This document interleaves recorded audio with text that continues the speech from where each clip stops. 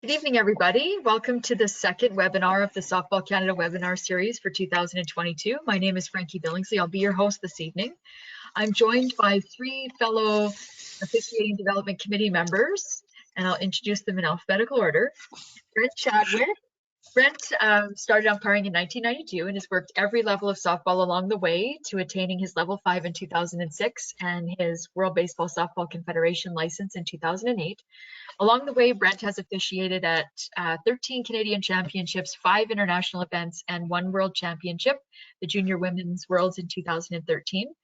Brent has also taken his game off the diamond by attaining his Master Instructor and Evaluator status, allowing him to instruct Level 4 clinics, supervise Canadian Championships, of which he has done 7 since 2010, and a regular presenter at Blue Convention. Brent has also been an active member in Saskatchewan, where he was a member of their umpire committee, and he's currently the principal at Assiniboia Composite High School and is married to Marnie with 2 lovely children, Jesse and Brendan. Welcome, Brent. Right on. Looking forward to it tonight. Genevieve Gaudreau is our second presenter this evening, who started umpiring in 1998, and she received her level 5 in 2006 and her international certification in 2008. She has officiated in several international events, including the Pan American Games in Toronto in 2015, the Olympic qualifiers in Surrey in 2019, and the Tokyo Olympic Games in 2021, supposed to have happened in 2020. Bonsoir. And Genevieve was the Quebec provincial umpire-in-chief from 2010 to 2015 and has supervised, instructed, and mentored along the way. And welcome, Genevieve. Merci. Bienvenue à tous.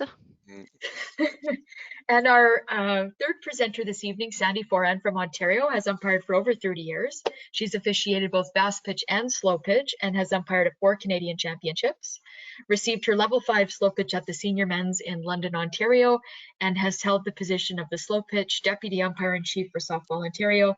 Much of her passion for the sport is her off-field endeavors, working with others, whether evaluating, supervising, or executive contributions is an important element of giving back to the game. And the same can be true of Sandy's basketball career, a former youth sport and NCAA of Division I official. Staying in the game she loves by working with others is just.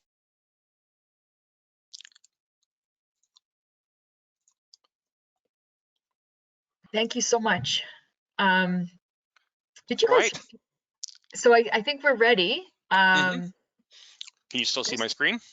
Yeah, actually, did everybody hear me? I think I was. Yep. Well, Brent, I think you hit the mute all button and it affected everybody. Oh, wow. I got all kinds of buttons here in front of me I get to play with tonight. It's awesome. Okay. Nope, we're all good now. Okay, right. So I'm not sure if the attendees got a chance to hear your lovely bios, because I just noticed I was muted. Yeah. It was good. It was Okay. just at the very end of mine. Okay, perfect. Perfect. Okay. Welcome, everybody.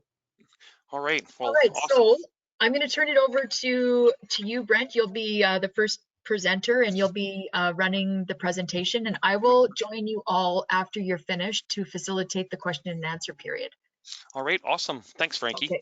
You're welcome. All right. So when we were asked to do this with rules, I really it's kind of a different world for me. Rules are not my first love.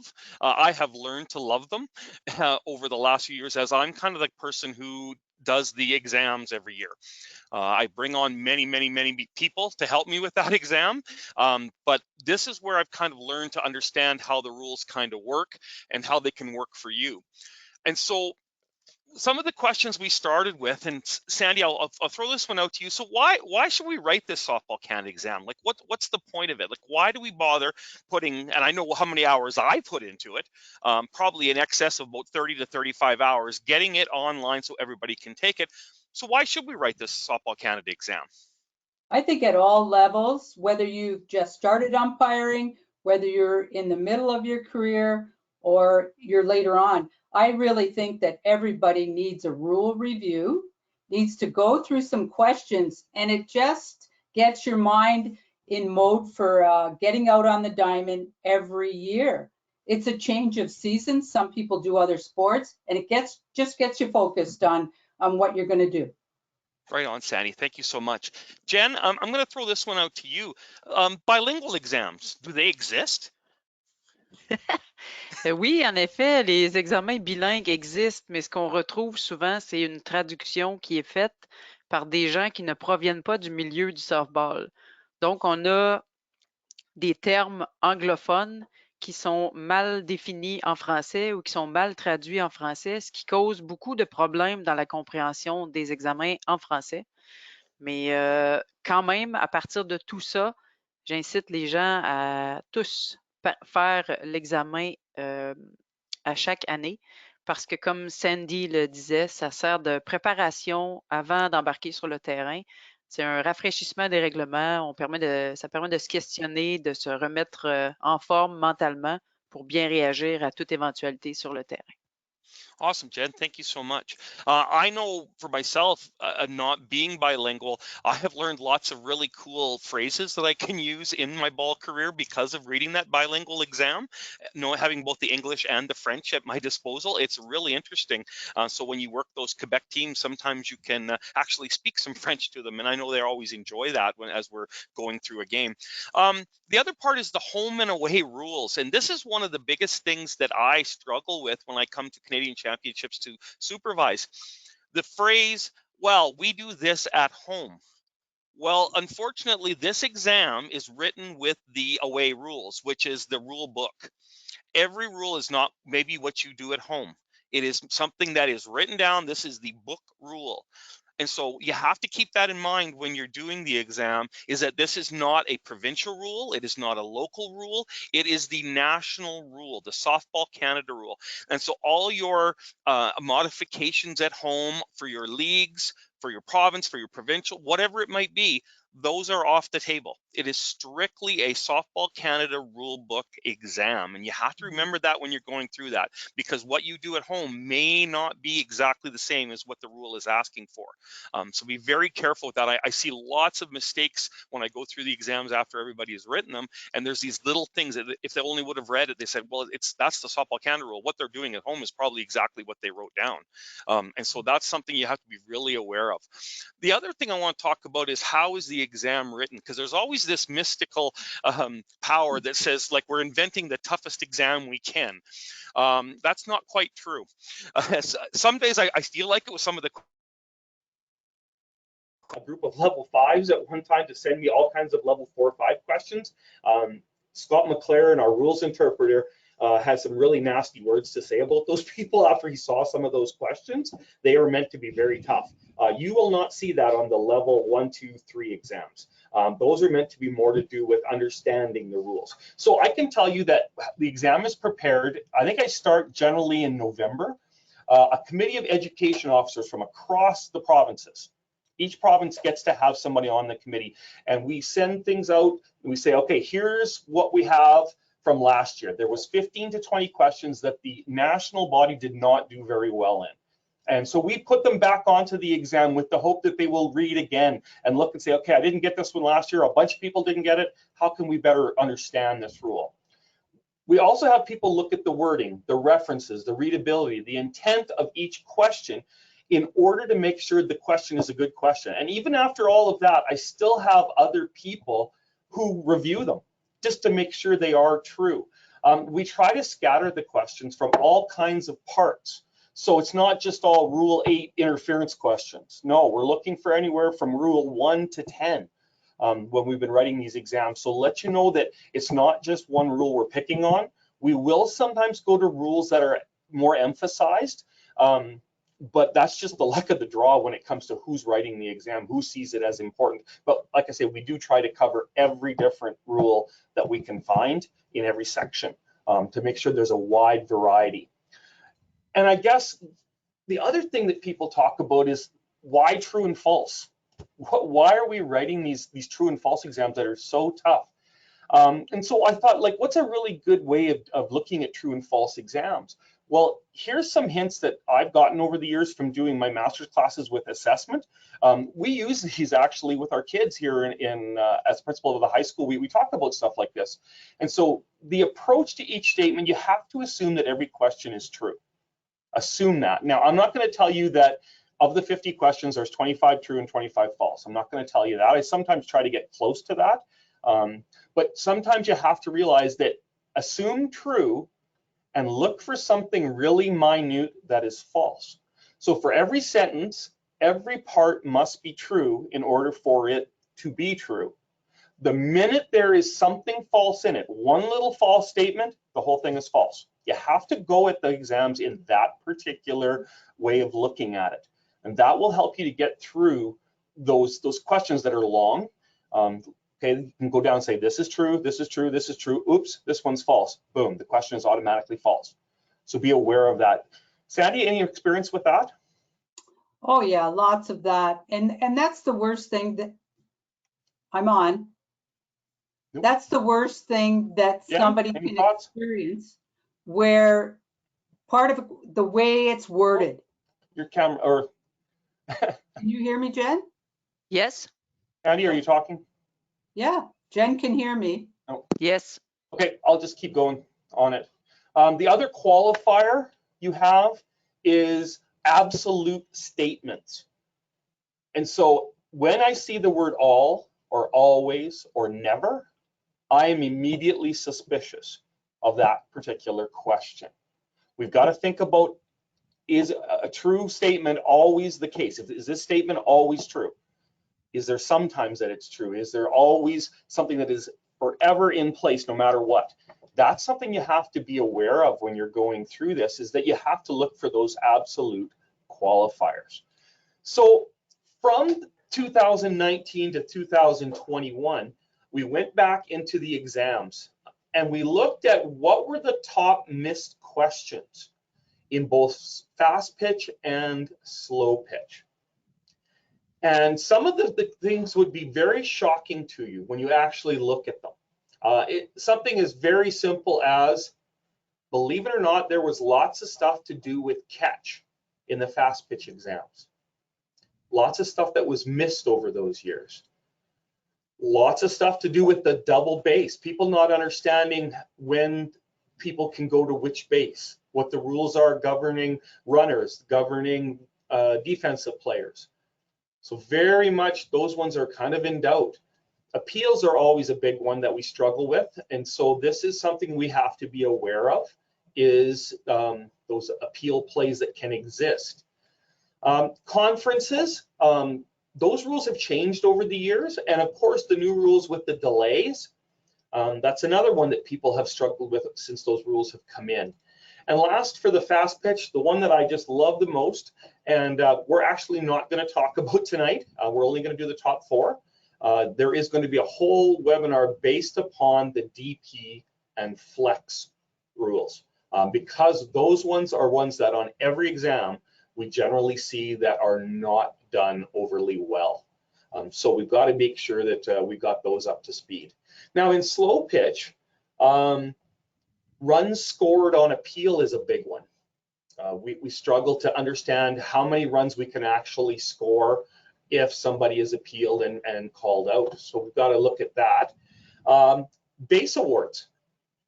So anything from a 1 base to a 4 base award, we have to be aware of those. And this is something that over the past 2 years, the slow pitch people have definitely struggled with. And then finally, talking about the temporary runners, understanding who can run when, for who, all these different parts. And so these are your top 5 for fast pitch and your top 3 for slow pitch of rules that have been missed over the last couple of years and have seen a large amount of people not getting them correct. All right, so we should look at some situations. So I believe, Sandy, this one's you. Okay. All right, so we are going to be talking about runs scored in slow pitch. Oh, sorry, temporary runner. Okay, sorry, temporary runner, rule 4.11. So with the newer rule book, it will again change with the WBSC number for that ruling. So I'm going to read it out. In the bottom of the inning, the home team pitcher is substituted for by Smith.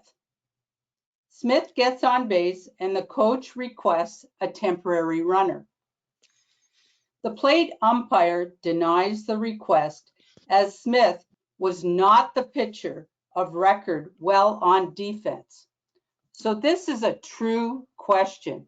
So you have to look at the game, and whoever was pitching on defense is the person who can then be used in a temporary runner situation.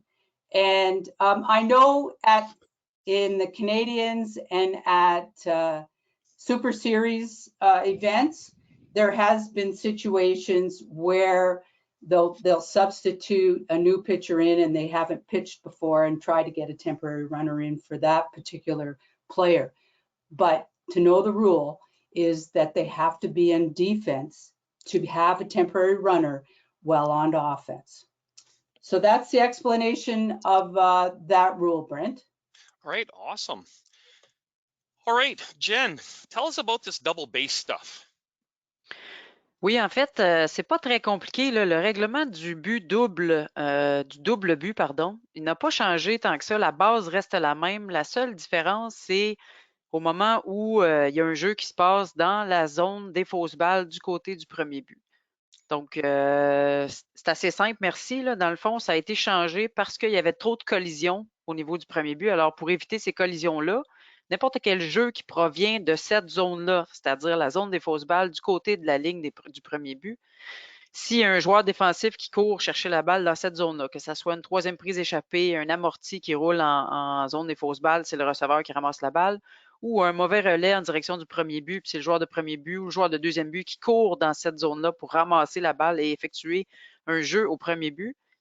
Une fois qu'on provient de cette zone-là, le but double devient un gros but seulement. Alors, sachant ça, on passe à la situation numéro 1. La balle est frappée au sol vers la joueuse d'arrêt-court qui capte la balle et effectue un relais vers le premier but. Le relais est hors cible. La balle se retrouve dans la zone des fausses balles du côté de la ligne du premier but, c'est sûr. Donc, la joueuse de premier but ramasse la balle, revient vers le but, en plongeant, touche le but orange avec la balle dans son gant avant que le coureur ne puisse mettre le pied sur le but. Donc, la question est la suivante. La frappeuse coureuse est retirée. Alors, en effet, oui, parce que la balle a été ramassée dans la zone des fausses balles et le but a été touché sur le but orange. Le jeu est effectué sur le but orange. Donc, le coureur a le choix de piler un peu partout sur le but, mais est responsable d'éviter la collision ou le risque de blessure. Alors, dans ces règlements-là, si la personne, le frappeur-coureur, court à l'intérieur du jeu et reçoit le relais dans le dos, ça ne sera pas considéré comme une interférence ou une obstruction, en fait. Interférence parce que c'est le coureur, parce que le jeu provient de la zone des fausses balles. Deuxième situation, sur une balle frappée au champ, lorsqu'aucun jeu n'est effectué sur le double but, le frappeur-coureur peut toucher l'une ou l'autre des portions du but. Alors, c'est effectivement vrai, parce que quand il n'y a pas de jeu, bien, souvent on voit les coureurs là, contourner, piler sur l'orange, après ça revenir dans le jeu. Et au moment où ils reviennent sur le but, ils doivent absolument mettre le pied sur le but blanc parce que c'est ce but-là qui est en jeu. Mais alors ça, c'est les deux questions les plus précises, les plus pertinentes là, que les gens avaient ratées un peu plus. Alors voilà, ça confirme pour le double but. Right, awesome, Jen. Thank you. I think a couple of the main words, Jen, just to go over this with you for our English viewers tonight. Talk about in English, just quick, the first situation. What is the key part of that they have to remember? The key part of the first situation is make sure that the play is coming from the foul ball side from the first base line. So any plays that comes from that side of the first base line, the defensive player has the choice to take the orange bag or the white bag. That means the batter runner has to pick the other one or any part of the bag, and he's obligate to not go to the contact with the player in defense. So it's just avoiding contact is what avoiding, we're trying to get. Thank you. I was looking for that word. Cool. And what about the second situation, Jen? What's the key part of that one? the key part of that second situation is there is a ball who is hit in the outfield and there is no play on the double base. So the batter runner can pick the orange or the white, and then when she or he comes back, needs to put the foot on the white one because it's in play. So the key part there is there's no play. Exactly. And so therefore, when they go around that bag, we don't have to worry about white and orange. Exactly. Perfect. Thanks so much, Jen. That's awesome. Bienvenue. The catch one, it's funny that such a very basic rule is often, people look at it very difficultly. They try and find something about it, and they kind of get misguided in what they're doing. And so one of the things that people come up with is the word control, understanding what it means to have control. So the situation I found in an old exam was very simple. Ground ball to shortstop, throw goes to the first baseman, traps the ball against his chest before the batter runner touches first. And so the question becomes, is that control? And so if you go back to the actual definition of control, it talks about having the ball in the hand or the glove. And so trapping it against a body does not constitute control. If they brought the ball away in the glove or picked it out with the hand, that is now control. And so that's one of the rules that people look for. They say, well, they have it pinned up against themselves. No, it has to show control, and pinning it against yourself is not what the rule book would say is control. So hand or glove is the key thing there. The second one is to do with what we call first touch. And this is the one where you get into appeal plays. Because people will say, okay, I have a fly ball to left field, and the left fielder misses it, bounces off their glove, but is caught by the center fielder. The batter, or pardon me, the runner R2 leaves on the first touch by the left fielder. The defense appeals that they left too early. Now, this is the classic case of a first touch. So the runner, by rule, can leave when that left fielder touches the ball. Then the catch is made. So that's where the out occurs. But for tag-up purposes, when the first touch occurs, this is where we can officially now leave that base and move to the next base or further. All right, so keyword there is first touch. Okay, the last one is people sometimes get confused about who can actually catch an infield fly. Another one to do with catch. And so first and second one out, pop up behind second baseman. The second baseman is underneath, set, ready to catch the ball. But as taught by a lot of coaches, if the outfielder can get to it, they will call off the fielder. And so if that occurs, can you still have an infield fly? And of course, the answer is yes. If that infielder was underneath the ball, ready to catch it, not out of the ordinary effort, just a basic effort to get to the ball, then that still would be an infield fly, even though it was caught by an outfielder. And so that's the part that people get confused with, that it has to absolutely be caught by an infielder. And there's where you can use that word always, because that's where the question could be different. And so be very careful with those as you're going through them. If it has to always be caught by an infielder, that is not true. We have to be able to allow that. If the infielder could catch it, then fine, the outfielder could come up and call them off. And so that's another thing about catch that we've had in the past. So those three rules, or those parts of rules, have been part of the issues that we've had in the exams over the last 2 to 3 years. Those questions, those basic questions, have been not going well, for lack of a better word. What I generally do is I look for something below 70%. All three of those were below 70% in the overall for the country. So obviously we need to look back at those and make sure that we're clear. All right, run scored. Sandy, let's talk slow pitch and scoring some runs here. Okay, these are both from the level 1-2s. And so I'm going to read them. I'm going to read them slowly. I'll read the first one and then we'll go through that and the second one. And envision in your mind where your runners are. So we have a runner at first and a runner at third with 2 outs. So the batter hits a ground ball to F4, who bobbles the ball. F4 gains control and tags the runner R1 before they reach second base. but not before R3 crossed home plate. So the runner at third has come in before this tag is made. The plate umpire allows the run to count since the runner from third crossed home plate before R1 was tagged. So this is false. And the reason it is false is because it's not a timing play, it's a force play. So that runner from first would be out, okay? And the second one is pretty similar. And both of these were on previous exams. So again, we have a runner at first and a runner at third with 2 outs. The batter hits a pitch ball on the ground towards F4 again.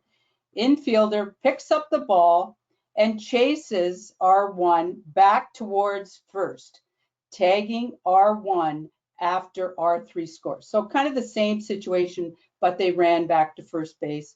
R3's run counts. False. And again, it's the same as the first question. Say if there was 1 out in this situation, to get a double play, you'd have to tag that runner R1 first and then touch the bag for the force play getting to first to get 2 outs, right? So it's a matter of before that batter goes to bat, thinking in your head where the force play will be. And that'll really help you out when you're on the diamond, having to make decisions after the play proceeds. Great. Awesome, Sandy. Thank you so much. Jen, I think we got one for you here. Yes. Oui. Bien sûr. Alors, les retards, en fait, bon, le premier, c'est les retards crédités à l'équipe défensive. Ça, c'est le règlement 5-10. C'est nouveau pour la catégorie U19 et plus, donc et plus vieux. La définition, c'est qu'il y a ça serait un retard qui est causé par les joueurs en défense qui quittent son poste pour aller discuter avec d'autres joueurs. On voit souvent ça dans nos parties à la maison. Il y a une réunion au monticule, tout le monde discute, c'est un petit peu long, alors on peut appliquer cette règle-là et leur dire qu'il y a un retard qui est crédité à l'équipe en défense à ce moment-là. Il y en a une qui est acceptée par demi-manche. Donc, l'objectif de ce règlement-là, c'est d'accélérer les matchs et d'éviter les réunions inutiles. Donc, tout deuxième retard ou le retard subséquent dans la même demi-manche, on a le droit d'accorder une balle au frappeur. Donc, c'est sûr que ça reste à votre jugement, mais c'est important de bien comprendre ce règlement pour accélérer les parties. Alors, dans la situation qu'on a ici, les joueurs d'avant-champ discutent au monticule et vont reprendre leur position dans un délai raisonnable. Jusque-là, tout va bien. Alors que le frappeur est prêt, le joueur d'arrêt-court retarde le jeu parce qu'il décide d'aller jaser avec le joueur de deuxième but. Donc là, l'arbitre déclare un retard crédité. Alors, c'est vrai en fait, parce qu'on avait déjà eu une petite conversation qui était dans un délai raisonnable. Alors ça, on accepte ça, très bien. Mais là, alors que le frappeur est prêt, tout le monde est prêt à commencer, là, lui, il décide d'aller jaser avec son joueur de deuxième but. Alors ça ne fonctionne pas. On appelle un retard crédité. Pour l'instant, c'est le retard crédité accepté dans cette demi-manche-là. Donc, s'il n'y en a pas d'autres, ça reste comme ça. S'il y en a un prochain retard crédité dans la même demi-manche, une balle est accordée au frappeur. Ça, c'est pour les retards crédités. Suivant, les conférences défensives. OK. It's in English. Okay, that's fine. Perfect. Okay, Jen, so let's just kind of go over the parts of this rule.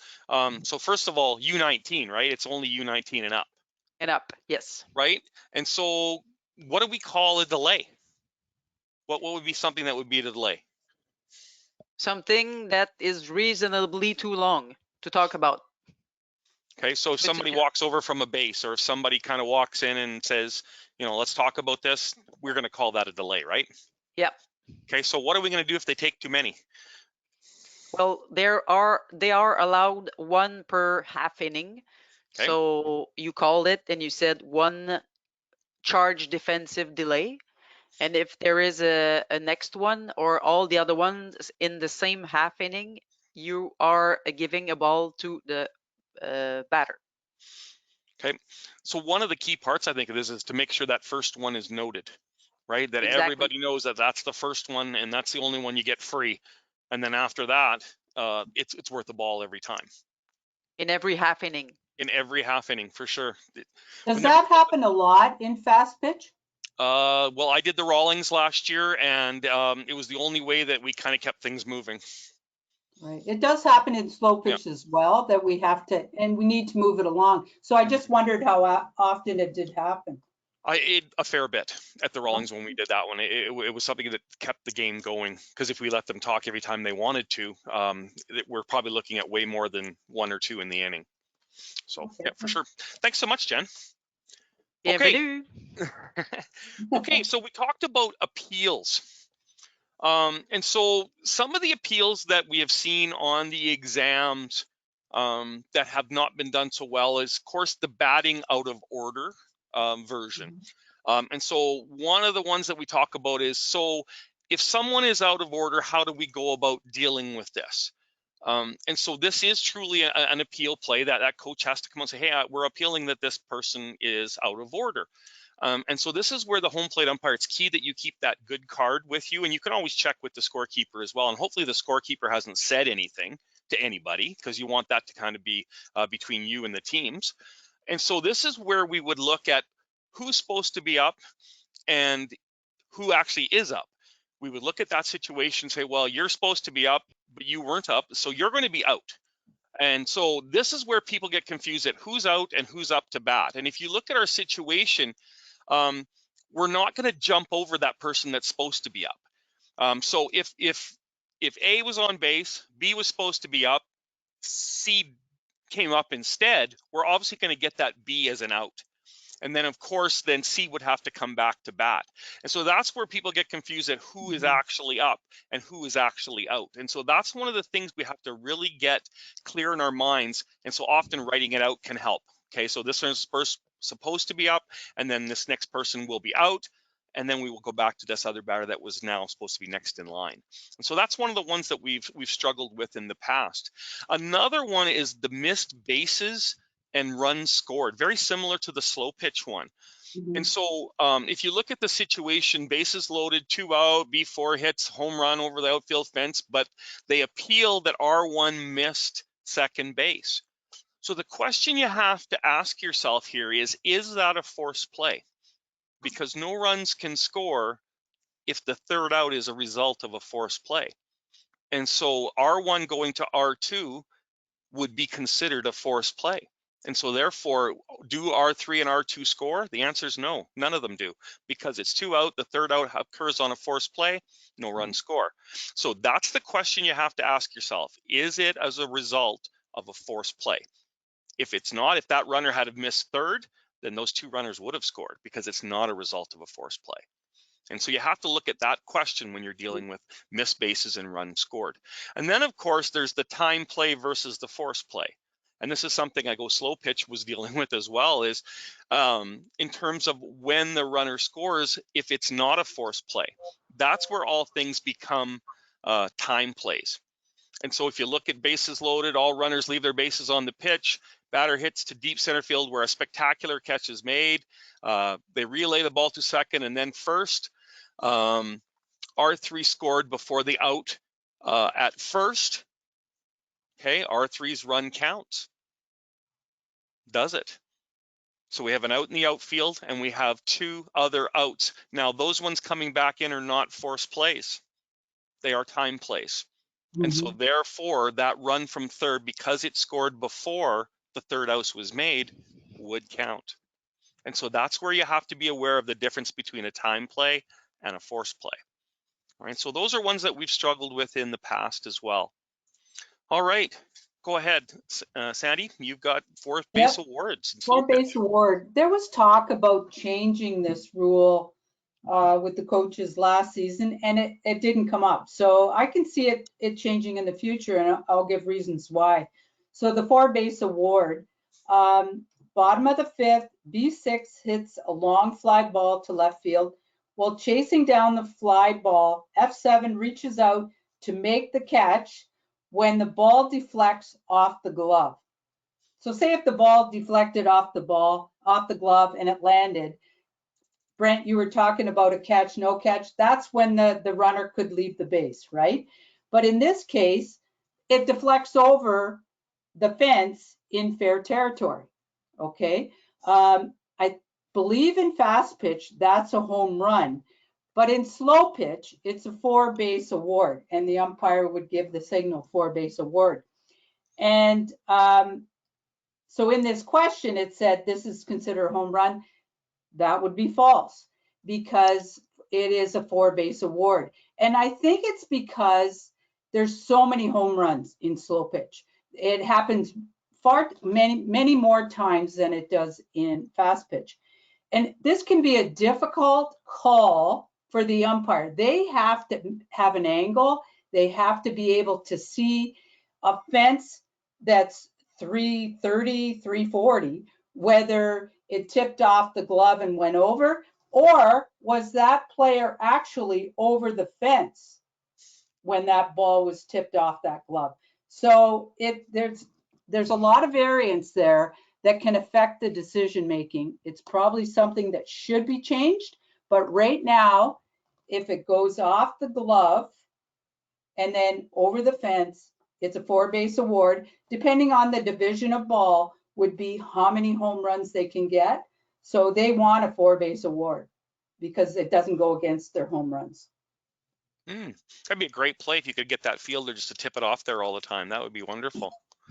Yeah, that would be tweaking the game. Yeah, that would be fun. We could make more money doing that. There we go.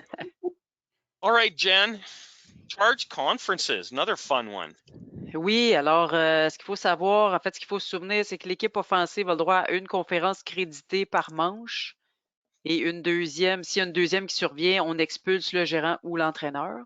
Ça n'a pas changé, là, c'est identique comme c'était. L'autre chose qu'il faut savoir, c'est que l'équipe défensive a droit à 3 conférences créditées par partie. Alors, dans une partie de 7 manches. Il y en a 5 pour le U14. 5 conférences créditées pour le U14, voilà. Donc, c'est important de les prendre en note quand ça survient, une conférence créditée. Donc, dans une situation ici présente, la conférence est terminée quand le gérant ou l'entraîneur traverse la ligne des fausses balles et en retournant à l'abri. Alors, ça, c'est vrai. Alors, tant qu'il est au monticule, la conférence a lieu, parle avec son lanceur. Souvent, c'est ça qu'on va voir. Et là, il tourne les talons, puis là, il se dirige vers l'abri des joueurs. Tant et aussi longtemps qu'il n'a pas traversé la ligne des fausses balles, la conférence n'est pas terminée. Ça, c'est pour cette situation-là. Deuxième situation, ce n'est pas une conférence créditée si l'entraîneur avertit l'arbitre du marbre d'un changement de lanceur, que ce soit avant ou après avoir communiqué avec le lanceur. Donc, ça aussi, c'est vrai. Donc, assurez-vous de ne pas donner une conférence créditée si l'entraîneur fait un changement de lanceur. Alors, c'est bien important de se souvenir que 3 conférences, c'est au total pour une partie de 7 manches et 5 pour le U14.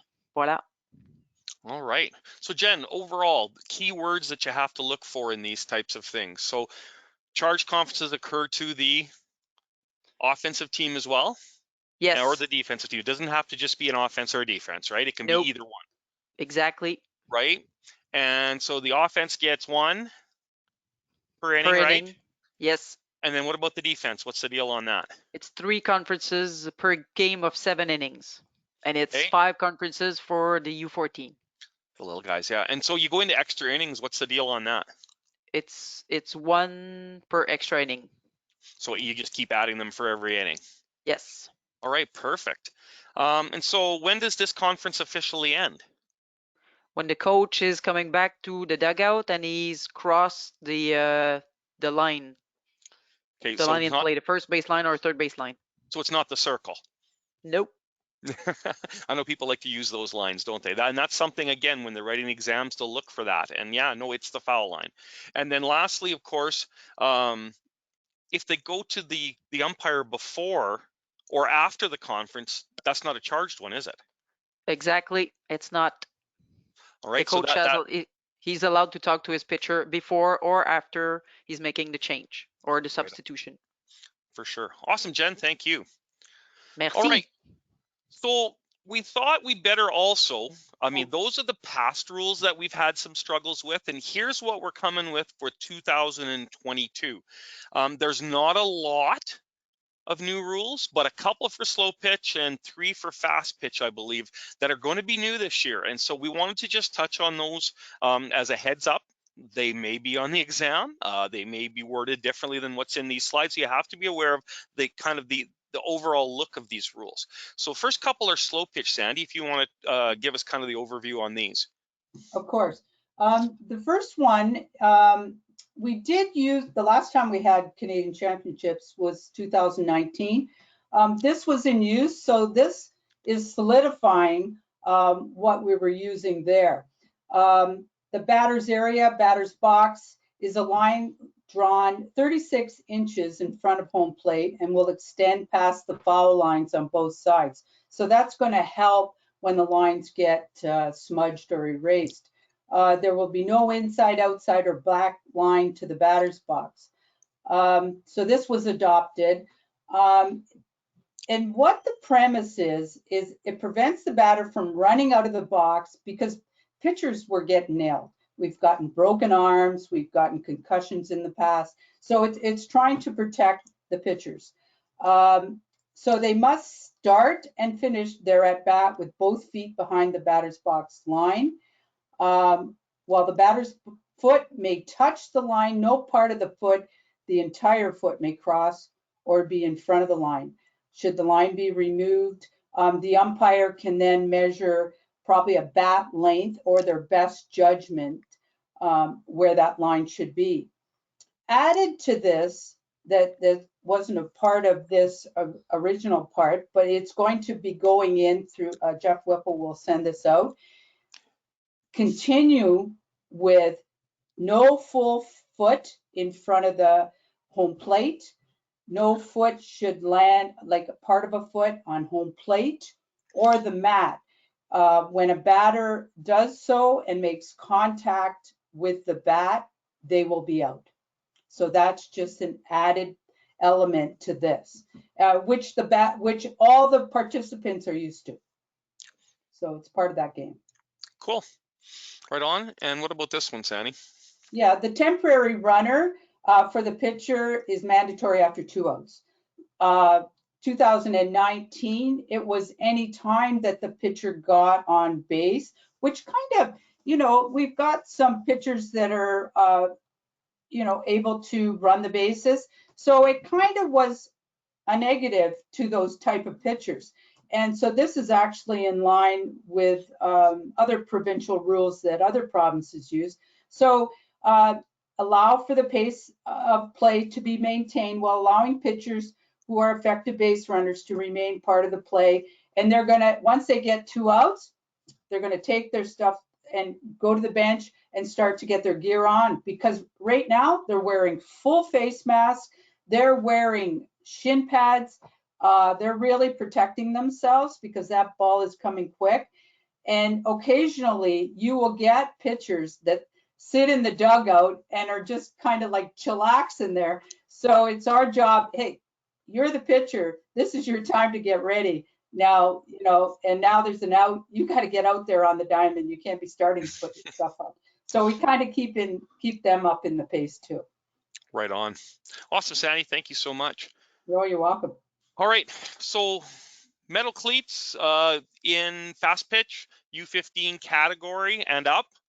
All right. So not a whole bunch of big changes, just allows them to that age category. And so it is a step down. Like we used to be able to have to wait until the higher levels. Now it's all the way down to U15. Face masks. So U17 requires now a protective face mask for pitchers. Also on deck batters, base runners, attached face masks. All right. So that's U17 and below that this has to be kept going. And then I guess the one that was the most discussion is the pitching rule, basically. The elimination of the U14 and below pitching rules. It's now everything above. All pitching rules are the same now. There is no need for a different level or female, male, different levels of age, whatever it is, they're all now the same. So it's uniform across all age groups, and all genders. So again, that was a major one that there was discussion around. So looking forward to seeing that all the way down to U14. All right, and so I guess the last part of this, our news for exam, you can expect the exam to be ready for March 15th. So those will be up and running, ready to go. If you try and go on there before that, you will probably see old exams. No sense in trying to do that. So wait till March 15th. That will be the day when all the new exams will be uploaded and you'll be ready to go. Rule references for the level 1, 2, and the 3, both in the French, the English, the slow pitch, the fast pitch, all the different ones that are level 1, 2, and 3, they will have both the old and the new rule references with them. And so if you have an old book, it talks about that. If it's a new rule book that you're going to be getting, then it has that on there as well. And so again, that's up to you how you want to go about writing that exam. All levels, again, 1 through 5 will have an exam for that March 15th. They will all be on the same day. So level 4 or 5 people do not go on any earlier. The bilingual exams do not go on any earlier because, like I say, March 15th is that cutoff day. And so we'll get things running then. All right, ladies, anything else I've forgotten? Brent, what about the WBSC rule book? Like, will that be out? Do you have information on that? Well, our rule book is still kind of in the works, I believe, very close to that WBSC rule book. But again, we have to be careful that we do have our own Softball Canada rules as well. So it's not completely WBSC. And so we need to wait for that rule book to come out here in Canada. Okay. Jen, anything for you? All good. All right, awesome. Well, thank you, ladies. I appreciate your help on that. Frankie, here comes the part that I know I'm looking forward to. It said, any questions? Good luck on your exam. I am so looking forward to seeing all those. I am looking forward to seeing the results. I know we've had 2 really good years of studying that rule book and making sure we're up on this. So I'm looking forward to banner scores this year. I would love to see everybody in that 90% range. I don't always get that. So I would love to see that. I cheer on my kids at our high school if they do very well, and I'm hoping that the umpires of Canada will do as well. So yeah. All right, we'll send it over to you, Frankie. Yeah, thank you so much, Brent, Jen, and Sandy. That was very educational. I can tell you that we had one.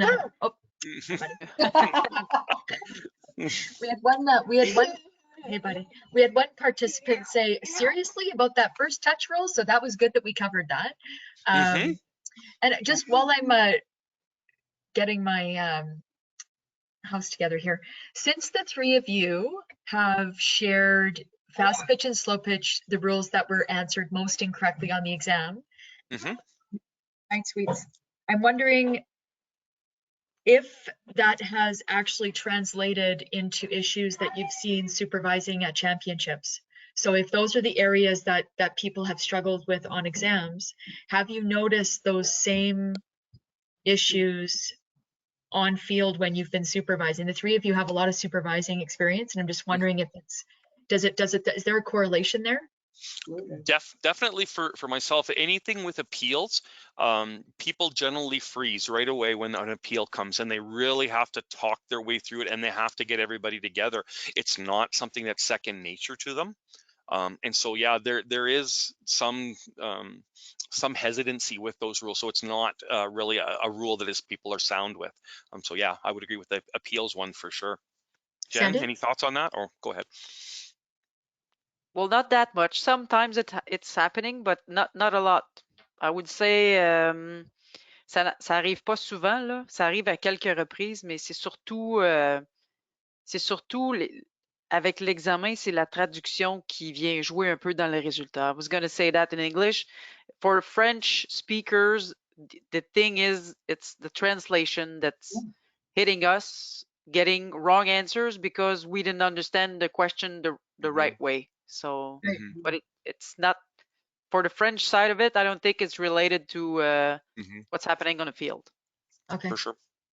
And I think that because not just at Canadian championships, because a lot of these questions were level 1, 2, 3. And so we go specifically that my experience in Ontario is that Super Series where we get a level 1, 2, 3, 4, 5 umpire. So we see the issues that Brent was talking about and Jen was talking about, the safe base and the ones that I was talking about. We do see that because it's very difficult that a new umpire, we have a 2-person system, 3-person, 1-person.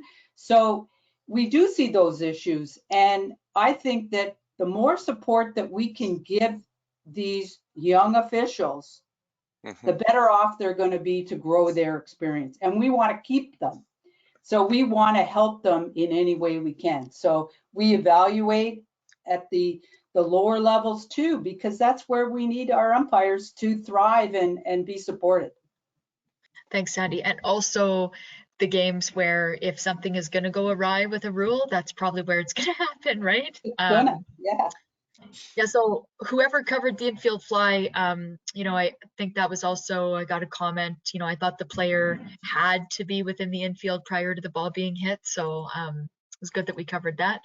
In your, this is a question. In your example for the infield fly, you talked about the batted ball being caught by the right fielder. Remind everyone that an infield fly need not be caught, but only fair and declared.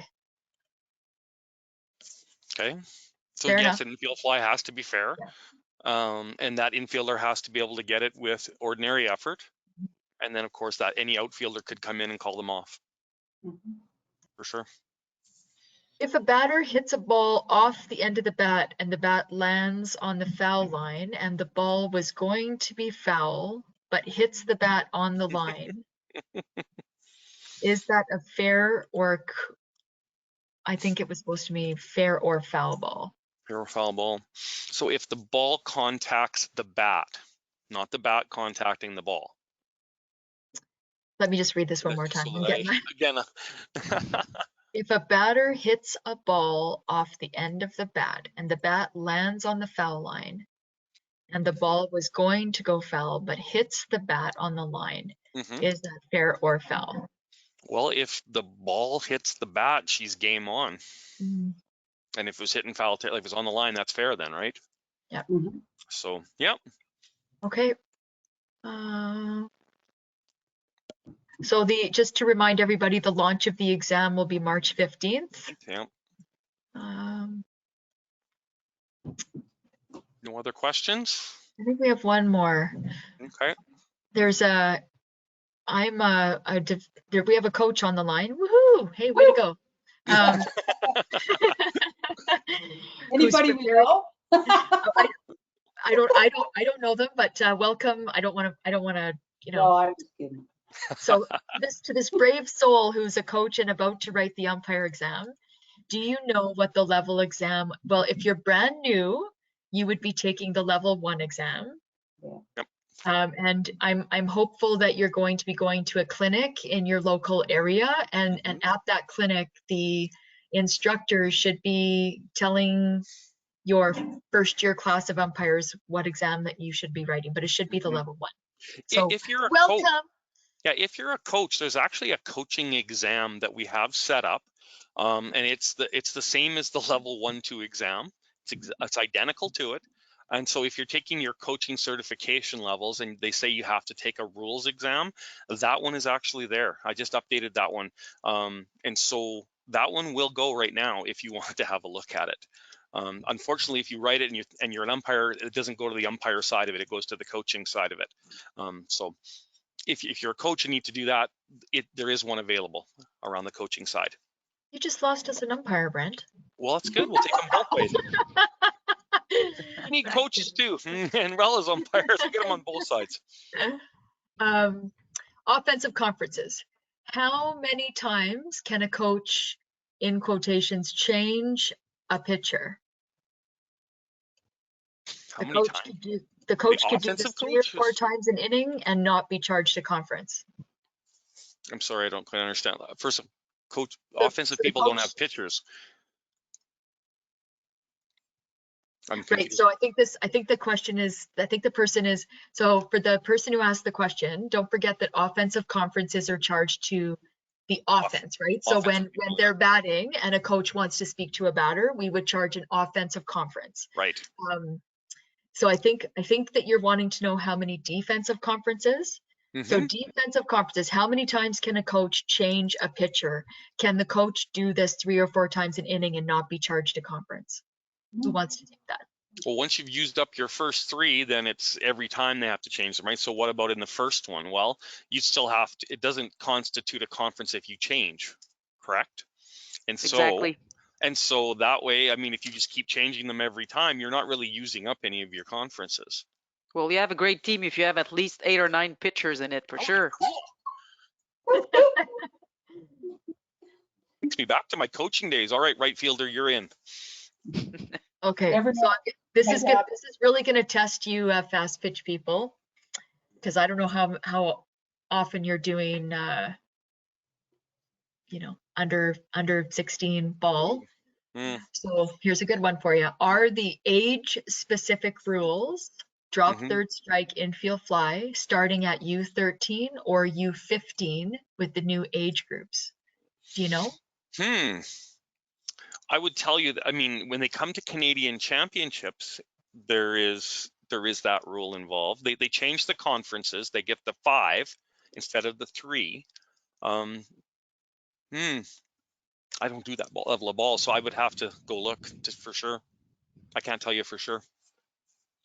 Jen? Me neither. I would have to check. Can we make note of that and get back to that person? I have written that down already. Okay, and this is an Alberta official. I can give you their contact detail. Yeah.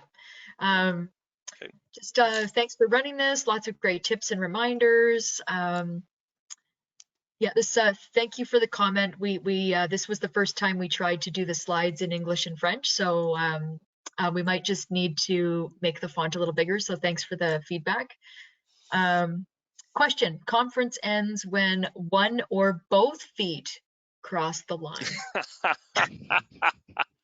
Both feet. I wonder if this is an attorney. Go ahead. Cross the line, both feet. Yeah, I would say both. Yeah. Cross the line. Yep. I would agree with that. Okay.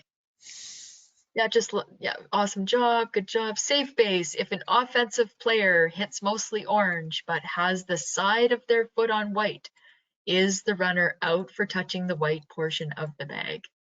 Are they touching the orange at all? Where the ball is coming from. Yeah, that's where you'd have to get into that part as well. But again, if it's just a normal play, if you're touching any part of the orange, you're good. Yep. If it's a normal everyday play. Okay. Yes, and the fellow did say, yeah, sorry, he was talking defense. Yep. Okay. Oh, somebody's answered U13 for dropped third strike. Thanks, participant. Well, what is it? Tell me now. I need to know. Somebody answered that it's U13. So the age category was the question was, does it start at U13 or U15? It's somebody answered U13 for the. Oh, cool. Yeah. Now I'm ready for the U13 ball that I'm going to do. I'm ready. Awesome. Well, that is a summary of all of the questions and comments in the chat, and it's 7:59. I did not think we would be able to do that in an hour, so kudos to the 3 of you. Hey, we look good, all like 4 people in red Softball Canada golf shirts. Hey, I like it. Yeah. Good. We should take this show on the road. Yeah. Thank you so much, Brent, Jen, and Sandy. Just so continuing on with our theme of rules, gearing up for the 2022 season on field. Please join us on March 7th at 7 p.m. Eastern, where Don Farr will give an overview of the new rulebook, and Scott McLaren will be doing a little pitching rules and regulations session for us. So thanks so much for everybody attending, and thank you so much again to the 3 of you, and have a good couple of weeks, and we'll see you soon. Right on. Thanks so much, Frankie, for having us. Merci. Thank you. Have a good one. Au revoir. Happy Family Day. Happy Family Day. Happy Family Day. Yes. Cheers, everybody. Bye. Cheers, everybody. Bye-bye. Bye.